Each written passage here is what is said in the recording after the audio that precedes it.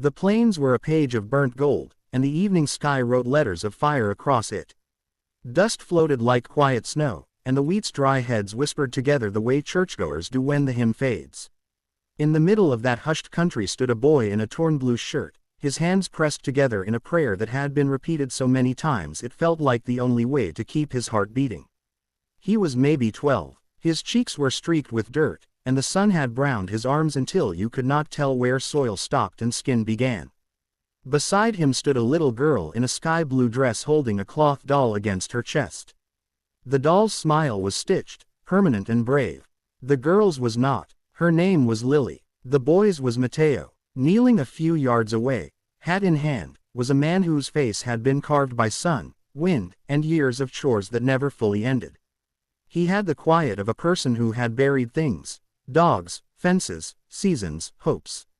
His name was Hank McAllister, and this land was the one thing that had stayed when everything else left. Hank had been driving the fence line when he saw the children, two figures at the edge of his east field exactly where the wind ran freest. The sight did something to his chest he did not have words for. So he stopped his truck, stepped out, and took off his hat because you do that in front of prayers, no matter whose they are. "Evening," he said softly. "You kids lost." Mateo didn't answer right away. He murmured the last line of his prayer, opened his eyes, and then turned slowly like someone remembering the world had other people in it. "We're waiting," he said. "For who?" Hank asked. "My mama," Lily whispered, hugging her doll so hard the stitching squeaked. "She said the wind would carry us together if we stood where it was open." Hank looked out across the field that had been his since his father was young. It was a cruel, beautiful thing, this land, honest the way a mirror is honest. "Wind carries a lot," he said. "It doesn't always know where to set folks down." He nodded toward the truck. "There's stew on my stove. You can wash up and sit a spell. I'll keep your names safe till your mama comes." Mateo glanced at the road, then at Lily, then back at Hank. "Mama says don't ride with strangers." "Smart mama," Hank said. "You can ride in the back.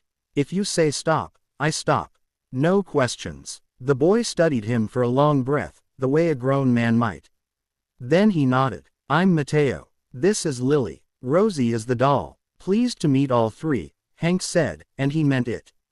The ranch house had a porch that sighed when you stepped on it and a screen door that kept out flies but not memories. Scout, the old dog, limped out to greet them, tail going in slow loops. Lily put her face against his neck and smiled for the first time that day. Inside, stew steamed in a dented pot.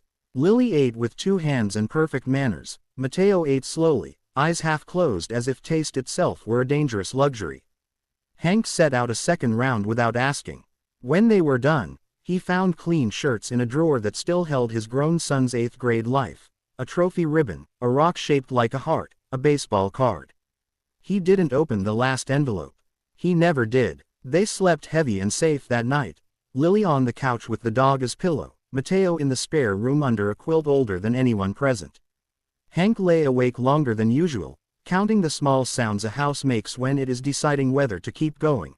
A board complaining, a pipe breathing, a wind chime from the porch that hadn't spoken since the day his wife left. He listened and told himself the listening was a kind of prayer. Morning was a clean sheet. Hank drove the kids to the sheriff's office in town. Deputy Elaine took notes with the care of someone mending lace. They gave Alma's name, Alma Reyes, and the last place they'd heard her voice. A rest stop, a bad connection, the promise, I'm close. Elaine promised to check cameras along the highway, to call churches, clinics, shelters, truck stops, the chain of kindness and luck that sometimes holds people together when the map tears in two. Back at the ranch, days began to stack like bales. Mateo earned chores quick, filling troughs, mending a gate hinge, learning the angry gossip of hens. Lily appointed herself foreman of Scout's naps and the doll's wardrobe. She made a crown of clover for Rosie and insisted it be worn at dinner.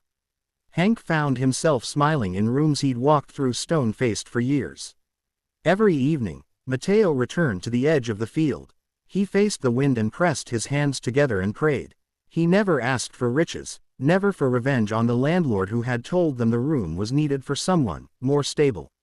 He asked for bread, for safety, for the mother who had never been late a single day of their lives until the world decided to prove it could be cruel in new ways.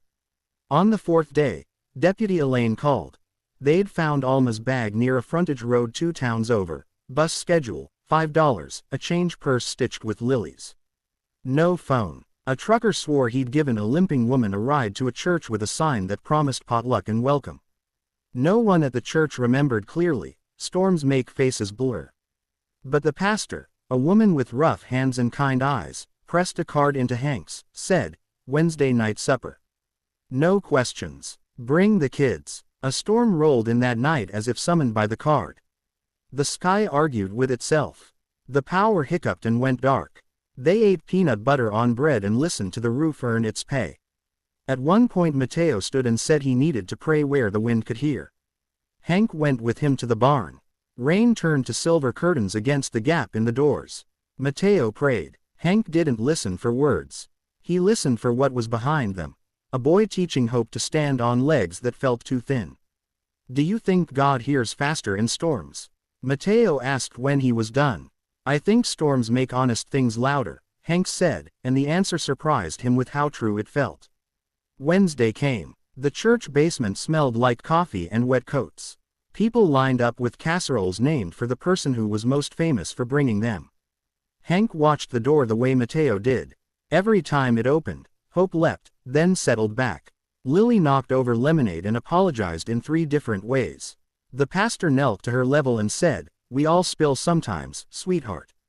That's how floors know they're loved. They headed home empty-handed but not empty-hearted. The plains had turned violet. As they climbed the last rise before the ranch, Hank saw a figure at the fence, one hand bracing on a post, a bandage shining white in the dusk. The truck had not fully stopped when Mateo flew from the bed, feet hitting dirt in reckless prayer. "Mama!" Lily's cry sliced the quiet into ribbons. The woman turned. She was thinner, limping, eyes wildly awake. She braced herself and still bent nearly double when her children collided with her. They went down in the grass and stayed there, not moving except for the shaking that comes when bodies finally believe they are allowed to. Alma Reyes ate stew in tiny bites, every swallow a sob that had changed its clothes. She told what she could.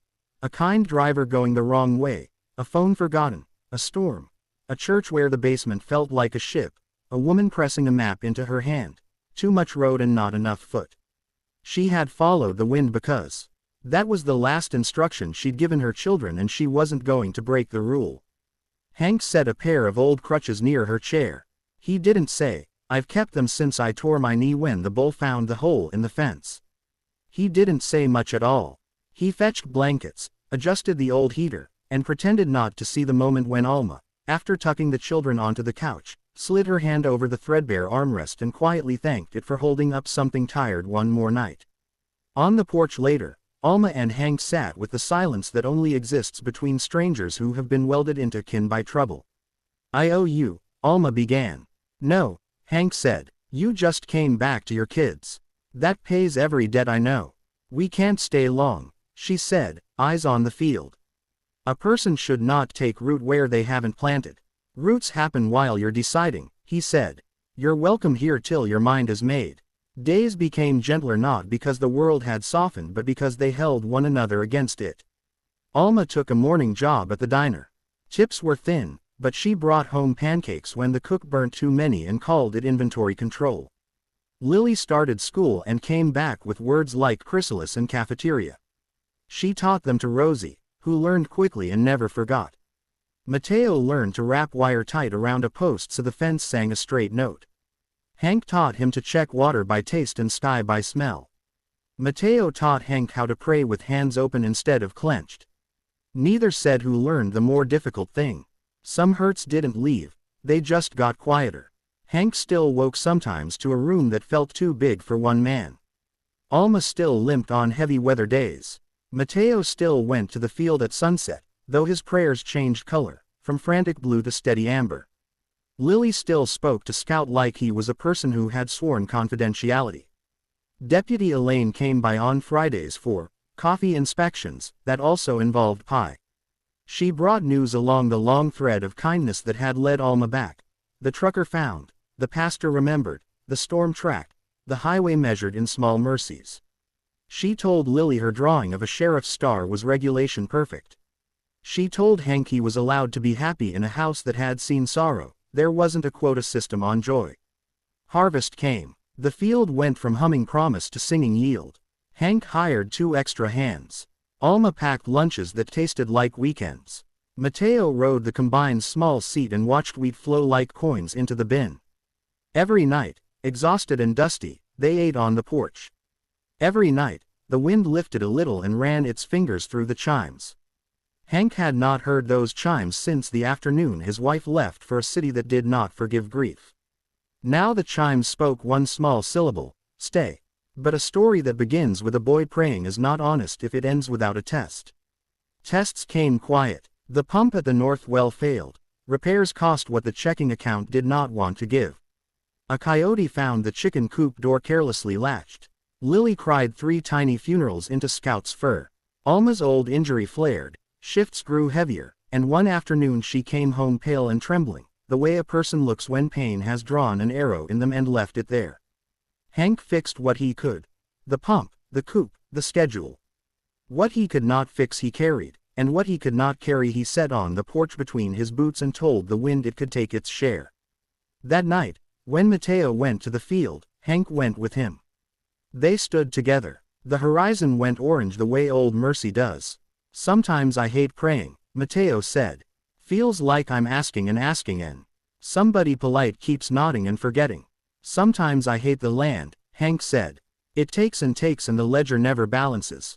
Then one day it gives something back and you feel like a thief receiving a gift. They didn't pray for money. They prayed for enough. They didn't pray for safety from every accident. They prayed for the strength to keep choosing each other when accidents happened. They didn't pray for miracles. They prayed for the courage to notice small ones and call them by name. Winter came black and white. The plains traded gold for bone. The diner cut hours. Hank sold 2 yearlings and swore at the price only once. Lily learned to read out loud with a seriousness usually reserved for vows. Scout grew older and lay nearer the stove. Alma's limp eased with rest and a neighbor's ointment that smelled like a stubborn garden. One night, near Christmas, the truck didn't start and the pantry looked like a bad joke. Hank stared in at its echo and felt something in him fall through a floor. He turned to find Mateo at the doorway, jaw set. We can sell Rosie's extra dress, the boy said, as solemn as a judge. From the couch came Lily's voice, small but steel. Rosie has exactly 1 dress because someone said, extra, to make me brave yesterday. Hank laughed, short and grateful. Nobody's selling a doll's dress, he said. We're not that kind of broke. What kind are we? Lily asked. The kind that gets through by holding on, Alma answered, and the answer warmed the pantry 1 degree. 2 days later, the church hosted a community supper with boxes to take home, potatoes, flour, jars that caught the light like promises. Hank stood in line with his hat in his hands. It wasn't that he had never taken help, it was that the last time he had, it had been in a hospital hallway and the help had been a softness of voice that said the baby didn't cry and sometimes that happens. The memory made this line feel like a bridge he was crossing with 4 people who had decided to be family. The pastor placed a box in his arms and added a small envelope. From an anonymous friend, she said. Happens every year. Happens better when we don't ask too many questions. Inside were gift cards, and a note in block letters, for the family that waits with the wind. Hank felt his eyes sting. He didn't look around to find the giver. Some blessings are truer when they remain a rumor. Spring returned as if it had missed them personally. Grass came back the exact green Lily had used in every drawing. Flowers arrived in clumps like apologies. The ranch breathed. Hank breathed with it. Alma laughed at the sink and the sound fit the kitchen like it had been measured. Mateo grew into his boots. He didn't stop praying. He learned to talk to God like a neighbor leaning on a fence. On an evening sweet enough to drink, Hank and Mateo stood at the field's edge again. The sunset painted arrows in the sky, pointing everywhere and nowhere. The wind slid past their shoulders and went running toward distances neither of them needed anymore. Do you remember the first day? Hank asked. I remember thinking a cowboy looked like a mountain that could move, Mateo said. Hank swallowed, surprised by the tenderness in the insult disguised as praise. I remember a boy who kept the whole sky talking just by pressing his hands together, he said. And now? Mateo asked. Now the sky listens without your hands, Hank said. Because it knows you're not alone. They walked back to the porch where Alma was setting bowls and Lily was explaining to Rosie that spaghetti was dangerous if you didn't spin it properly. Scout raised his head, thumped his tail once, decided the announcement had been sufficient, and slept again. Hank stopped at the steps and looked over the land that had taken and then, in a winter he could not name, delivered 2 children, a mother, and a chance to forgive himself for not saving things that were never his to save. He thought of the arrows of red that somebody once drew on a photo to make people look where the pain was.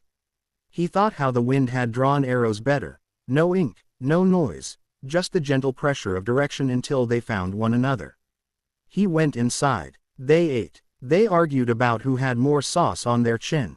They washed plates and stacked them slightly crooked. After, while Alma hummed a song that Lily insisted was about spaghetti but clearly wasn't, Hank stepped onto the porch alone. The chimes rang with a breeze that felt like a hand on his shoulder. He took off his hat and said nothing at all, which was exactly the right prayer. The plains darkened. Stars showed up late and stayed anyway. In the small house, a mother tucked in her children with the certainty that morning would find them where night left them. On the couch, a doll with a clover crown wore a stitched smile that had started to look almost like truth. In the corner, a dog snored through a dream where he was young and very fast. On the porch, a man who had once believed the world finished with you when it finished with what you loved, understood that sometimes the end is not a door slamming. Sometimes it is a table set, a window open, and the wind finally quiet because it has carried everyone home. The end.